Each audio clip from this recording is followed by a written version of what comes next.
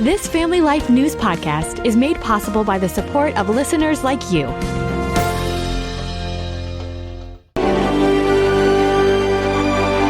A frontline view of Russia's years-long invasion of Ukraine. Welcome back to another edition of Hometown Heroes on Family Life. I'm Mark Webster, and this week's guest is Pennsylvania's Todd Gallagher of A18 Missions, serving Ukraine and refugees in neighboring Romania throughout the invasion. In part one of our interview, he recounts how his service there started out much differently more than 20 years ago. Back in 2004, went over to teach English. From there, I got married about a year and a half later, and we started doing some short-term trips with the church that I was at in Virginia. And we had gone for, several years in a row there to the same region. They're doing mostly VBS camps, also doing English as a second language instruction while we did the VBS camps. We would also do some wintertime medical trips. And then after that, probably 2014, really felt called to go full-time, so was challenged by my pastor to test that by going to seminary. Right. Went to seminary in 2014 for 2 straight years, and then in 2017, we sold everything, and we left, taking my wife and 3 kids, and we moved to central Ukraine. That's quite a leap. Yeah, and we were there all the way through doing various ministries with youth and working with the churches, getting them out of the church building and into the communities. That was a lot of our primary efforts to do what we called a Love 380 strategy, which is taking people out of the church and into the communities and kind of breaking down the walls between civilians and the church body. We often felt that the church was as responsible as the civilian society for creating that wall, trying to break down that barrier. And so that continued on until the war was imminent. We went to Romania just prior to the war starting because of the U.S. State Department warning us that it was going to be imminent. Right. And of course, the war did happen. So we were in Romania, and just probably 3 weeks prior to the war starting, just went to churches there. I got into a car accident when we were in there. So I think it was God kind of saying, you're not going to return back to Ukraine. We need you here in Romania to develop some relationships which were critical to our forward path. Our car's in getting fixed. The war starts. We had been going to a couple different churches there, just visiting with people and getting to know some people there in that central area because we were there. We just wanted to see what was happening there. Well, the war starts, people start flooding across, and embarrassingly, one of the first things I did was look for plane tickets back to the United States. What can we do from here? There's not much. 10 minutes after I'm sitting on the computer, that my phone rings, and it's the local church saying, hey, we know why you're here to avoid this, but we are getting calls from our government. All of our churches here in central Romania are getting calls. We need to help try to find places, but no one here speaks Ukrainian, and we know your family's here. Can you help us liaison this? And that started the ball rolling, saying we have a purpose for why we're here. And there you have the beginning of the war. I can't help but think about the book of Acts, where Paul would go one place and then God would say, no, you need to go over here, and maybe not over there.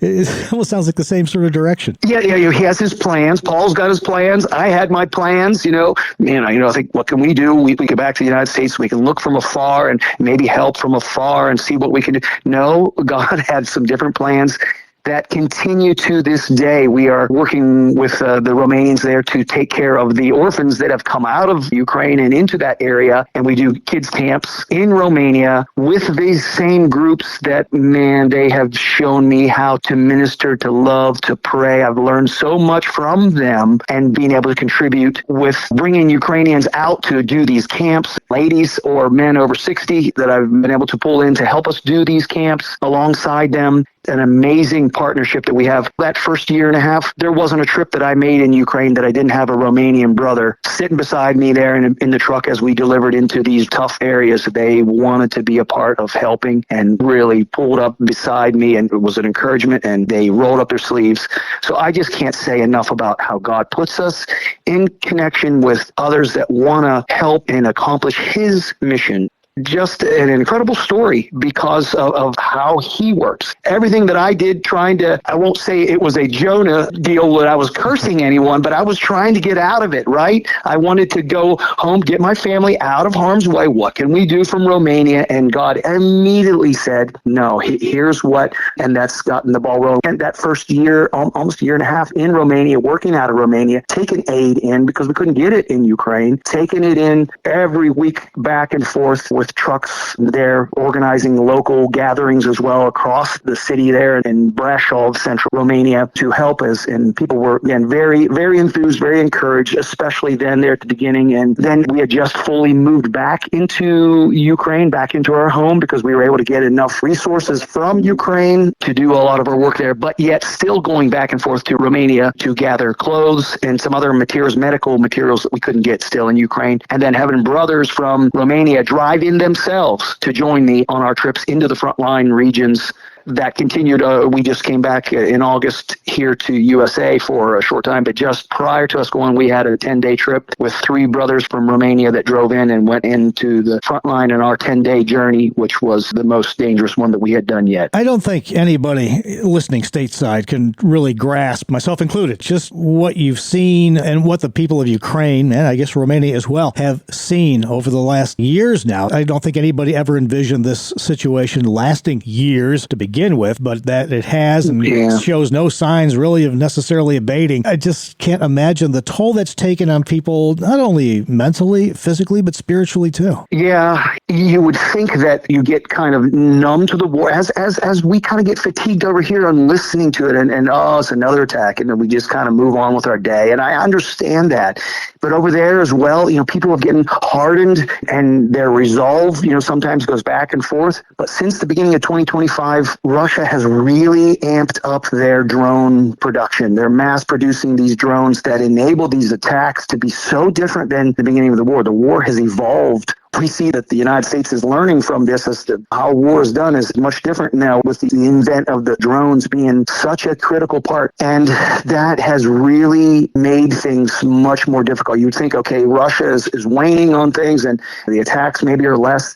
It's worse right now than it has ever been since day one of the war. And that's because of the drones. Yesterday morning, real early in Ukraine, in Kiev, 540 drones sent across there. And these drones aren't the ones that people are flying, that you buy, the DJI drones, the 4 little propellers. These are single direction drones that look like little mini planes that are unidirectional, remotely guided with a massive charge at the end of it. So just statistically, 595 drones were sent in yesterday morning, 48 missiles as well. Ukrainians' air defense that is automated gets a lot of those missiles. 48 sent in, 43 of them were knocked down prior without causing life damage. There were some buildings below, but yet 5 get through.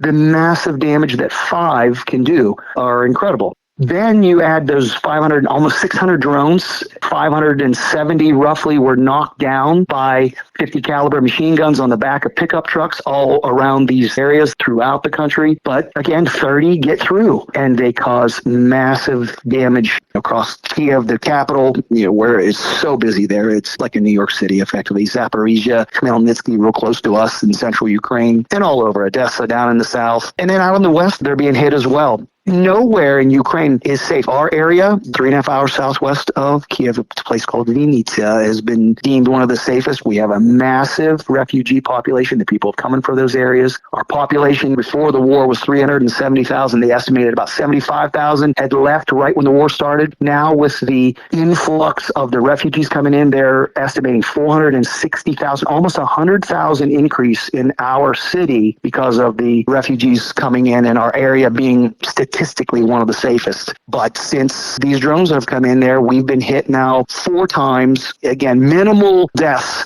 which is good, but less than 10 deaths in the last 2 months. But it's a very dangerous area now. Nowhere safe.